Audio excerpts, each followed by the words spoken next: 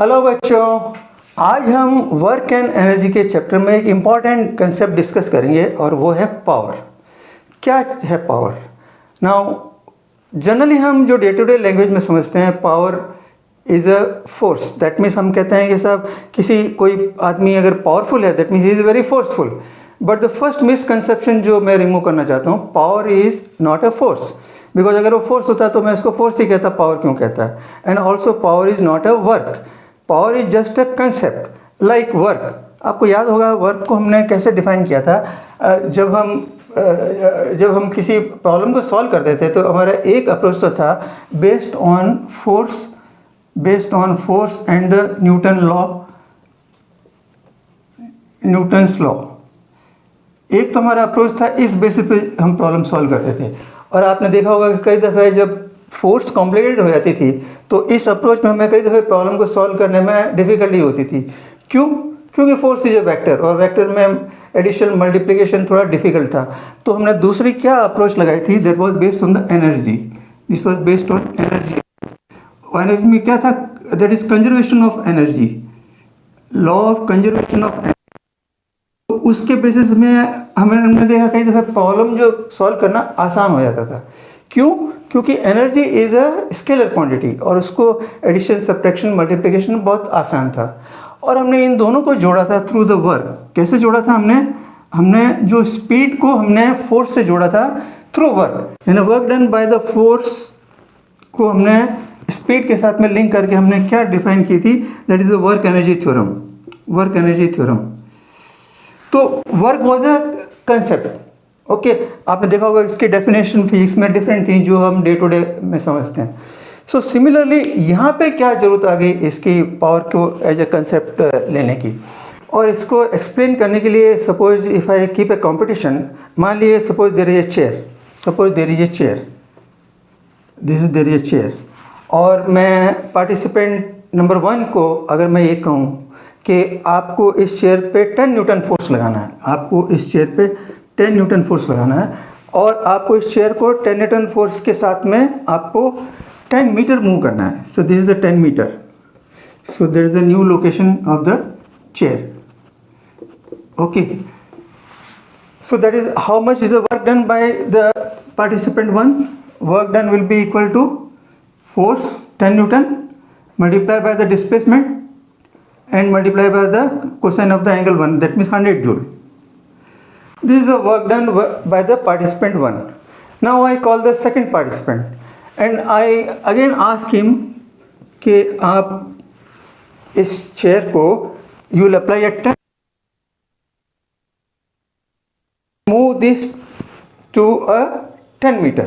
So he also moves this to a 10 meter and I note down the time. For example, he took 90 seconds and let us say he took this is the force, he took let us say 70 seconds. Both have completed the competition. अब मेरे को I have to distinguish between the two to say कि who is the first. Now आपकी नज़रों में कौन first है? Surely you are right. The second participant is the, I can differentiate, he will stand first. क्यों? Because उसने कम time में मेरे लिए जॉब किया है। ओके, जबकि इसने 90 सेकंड लिए, इसने 70 सेकंड लिया। दैट मीन्स क्या हुआ? How do I differentiate? I differentiate by the rate at which he has done the job. That means I can define power is nothing but, to differentiate this, power is the work divided by time. That means अगर आपको भी कभी differentiate करना हो for the similar amount of work, तो how do you differentiate? Just divide that by time. Okay, so that means concept की क्यों जरूरत पड़ी? Just to differentiate for the similar work done I can differentiate by the term power. So power is the rate of doing work. Okay, so and you know work we know is a transfer of energy. Work you know is a transfer of energy. So it is energy by time. So energy की जो unit होती है that means joule. That means unit will be joule पर second. Okay, so this is how we define the power. It is the rate of doing the work and it is a work divide by time. और अब आपको पता है work we know it is a force vector multiply by the displacement vector, okay, divide by time. Okay, now delta R by delta T ये क्या है? Displacement by time, this is nothing but this is a velocity, so that means I can write here this as a F vector and velocity vector. Now क्योंकि time is from to, it's not instantaneous, it is a from to, so that means this v is the v average, and therefore this will be also the power average. So power average is given by f vector multiplied by the v average vector. Okay, this is the equation for the power average. और अगर मैं इसकी magnitude निकालना चाहूँ तो क्या होगा? p average magnitude will be equal to magnitude of force f multiply magnitude of v average, okay, multiply by the cosine of the angle between the two. Okay, याद रखिएगा ये cosine of the angle is between f and this is v average angle. So this is how you can find out the average power delivered. Okay, now अगर मेरे को instantaneous निकालना हो तो we know it, अगर average function दिया हुआ है कोई और इंस्टेंटेनियस फंक्शन निकालना है तो हम कैसे निकालते हैं? You take the limit, so that means अगर मान लीजिए if I take the limit of this average, that means क्या होगा? Limit delta T tends to 0 P average is equal to limit delta T tends to 0 F multiply by delta R by delta T. Okay, that means इसमें किसकी लिमिट? Because T is with delta R, so F will come out, so it will be F multiply by limit delta T tends to 0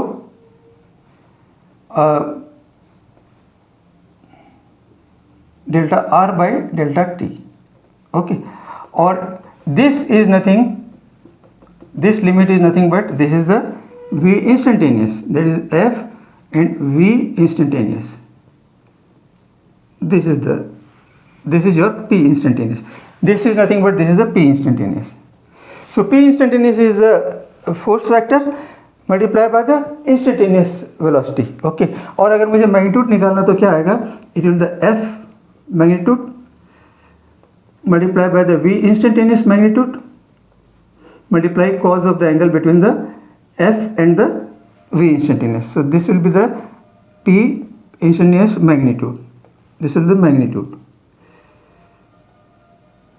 Okay, this is how you can get the power instantaneous also. Okay, now इसकी जो unit थी आप देखिए energy की, जो joule पर second, इसकी जो जनरली इसके हम there is another unit which you call it a watt. Watt is given because there was a scientist in 18th century में जिसने काफ़ी कुछ काम किया था on the steam engine. So उसकी ऑनर में we call it a P is also given in a watt. P is also unit is a watt, W-A-T-T. Okay, that means 1 watt will be equal to 1 joule per second. So this is the another unit of the power. Okay, और US में जो another unit चलती है इसको बोलते हैं horse power, this is called HP और horse power, और जनरली ये यूनिट चलती है ऑटोमोबाइल्स या आपके जो मोटरसाइकिल वगैरह में। सो उसमें क्या है? Unit is conversion is 1 horse power is equal to 746 watt, 746 watt. इसका मतलब आपको अगर वॉट दिया है, आपको उसको 746 से मल्टीप्लाई करेंगे तो you will get the horse power of that automobile. और अगर आपको हॉर्स पावर दिया हुआ है और आप उसको 746 से मल्टीप्लाई करेंगे तो you will get power in the what. But generally आपको जो डे टू डे यूज़ में आती है, जो अप्लाइंसेस में जहाँ भी एनर्जी कन्वर्जन का यूजेज होता है, वहाँ पे हम क्या generally unit is the what. से फॉर एग्जांपल जब आप मार्केट में जाते हैं बल्ब लेने के लिए या हीटर लेने के लिए या एसी लेने के लिए, तो वहाँ पे आपकी they will always ask about the power in terms of what. तो जैसे आप मान लीजिए अगर 100 वाट का बल्ब लाते हैं, 100 वाट का bulb, and 100 watt bulb is burn for say 10 hours, okay 10 hours, तो आप कितनी एनर्जी खर्च करते हैं? एनर्जी कितनी खर्च करते हैं? Energy will be equal to 100 into 10, that is equal to 1000 watt hour. This will be watt hour. Okay. Now आप देखेंगे joule is a very small unit. Okay, so generally क्या होता है कि इन पावर जनरेटिंग यूनिट वो they normally deal in the supply of the energy, not आपका जो bill आता है घरों में वो आता है एनर्जी का बिल आता है, पावर का बिल नहीं आता है, that is for the energy आता है. So they deal in the energy and what they define, they deal in the energy and they say that is a kilowatt hour. Kilowatt hour is the energy which अगर आपको 1 kilowatt का load at a constant 1 kilowatt load at a constant rate for 1 hour, so वो जो unit होती है that is called, this is called is equal to 1 kilowatt hour, that they call it a 1 kWh. Okay, that means 1 kWh कितना हो गया in terms of joule? 1 kWh will be equal to 1 kilowatt. That means 1 kilowatt is a 1000 watt. 1000 watt multiply by 1 hour. That means multiply by 1 hour. That means 3600 second. Okay, so this is equal to 3.6 into 10 to the power 6 joule. This much of energy है consumed. Okay, this is the because the joule is a small unit, so they define in the terms of a kWh. तो जब आपके घरों में bill आता है तो they will say 1 kWh is equal to 1 unit. जब आपके घरों में बिल में वो आप समझते हैं यूनिट के टर्म्स में, 1 kWh is equal to 1 unit.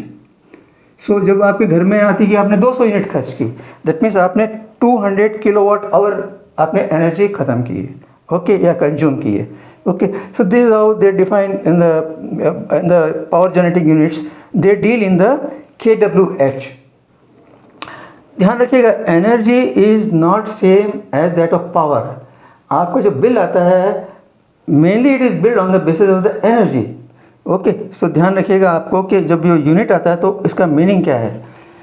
So this was about the general idea about the power. और मैं एक और तो न्यूमेरिकल भी लेता हूँ कि आप एक्चुअली आप कैसे इसको न्यूमेरिकल सॉल्व कर सकते हैं यूजिंग दिस कंसेप्ट. सो ये मैंने फर्स्ट क्वेश्चन लिया है जो MCQ टाइप का है. क्या कहता है? ये कहता है a car accelerate uniformly from rest. Uniformly इसका मतलब क्या हुआ? That means force is constant. When does car require maximum power? Option क्या है? When car accelerate from rest. So naturally जब कार एक्सेलरेट फ्रॉम रेस्ट होती है तो force is given by power is given by force into v, और जब वो rest से एक्सेलरेट हो रही है तो that means it is from starting from zero. So v is not definitely not maximum just as it reaches the maximum speed. Yes, this is the answer, because जब वो मैक्सिमम स्पीड पे पहुंच जाएगी तब because force is constant, so it will require as per this equation power will be the maximum. C क्या है? At half the maximum speed? No. And power is constant? No, because power will depend upon the its speed. So this was just like a MCQ. Second question क्या कहता है? A 600 kg elevator starts from rest and moves upward for 3 seconds with constant acceleration until it reaches its speed of 1.5 meter per second. Question क्या है? What is the average power of elevator motor during this period. So आप देखिए ये elevator है और ये driven by this motor. That means इसमें जो इसकी जो स्ट्रिंग में टेंशन है it is provided by the motor. So tension is equal to the power of the motor और the force of the motor. Okay, हमें निकालना पड़ेगा इसका एक्सेलरेशन, बिकॉज हमें पहले F मोटर निकालना पड़ेगा टू गेट द पावर. तो F मोटर निकालने के लिए हमें क्या निकालना है? सबसे पहले acceleration. So acceleration we know rate of change of velocity. So 0 से 1.5 है, सो 1.5 माइनस 0/3, सो ये 0.5 मीटर पर सेकंड स्क्वायर हमें एक्सेलरेशन मिल गया. और उसके बाद में अगर ये मेरा फ्री बॉडी डायग्राम है और फ्री बॉडी डायग्राम में अगर मैं न्यूटन का सेकंड लॉ लगाता हूँ तो जो स्ट्रेटेजी हमने अडॉप्ट की थी, bigger force minus smaller force is equal to mass into acceleration. So since movement is this side, so bigger force is this side, so that means force of motor minus mg is equal to mass into acceleration. Acceleration मुझे पता है तो I can find out the force of the motor. So ये मुझे force पता लग गया, so much of Newton. और इस ड्यूरेशन में, that means 0 to 3 second, what is the average velocity will be 1.5 plus 0 by 2, that is 0.75 meter per second. So I multiply the average velocity by the force, that gives me the average power during this interval. Okay. Second part क्या कहता है, how does this P मतलब power compare with its power during upward trip with constant speed.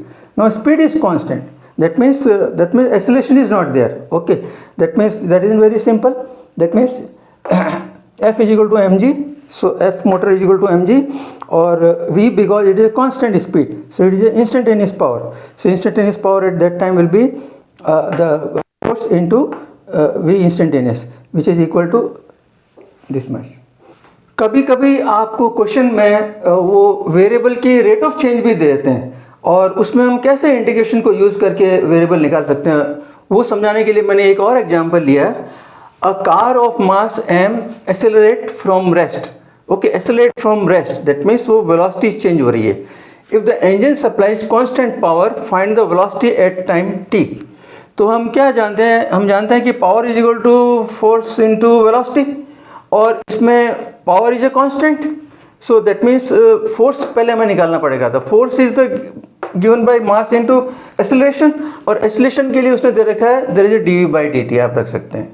Okay, so if you put this values, m dv by dt is equal to v multiply m dv by dt multiply by velocity is equal to power. So v dv is equal to p by m dt, और integrate करेंगे तो आपको इसमें ये constant of integration है, और constant of integration को निकालने के लिए कैसे इन्होंने इनिशियल कंडीशन दे रखी है, that at t is equal to 0 car is at rest. So you can find out c is 0 and you can find out the velocity. So just to explain this, integration का use कैसे कर सकते हैं, मैंने आप ये question लिया, और इसमें अगर मान लिया अगर डिस्टेंस पूछता है तो हम रख सकते हैं v is equal to ds by dt, और उसको इंटीग्रेट करेंगे तो डिस्टेंस भी निकल सकता है. So this was all about power. I close it here. और माय लास्ट टू एडवाइस कि आपने जो कुछ भी नई चीज़ सीखी है आप उसको नोट डाउन करिए and subscribe my channel. Thank you.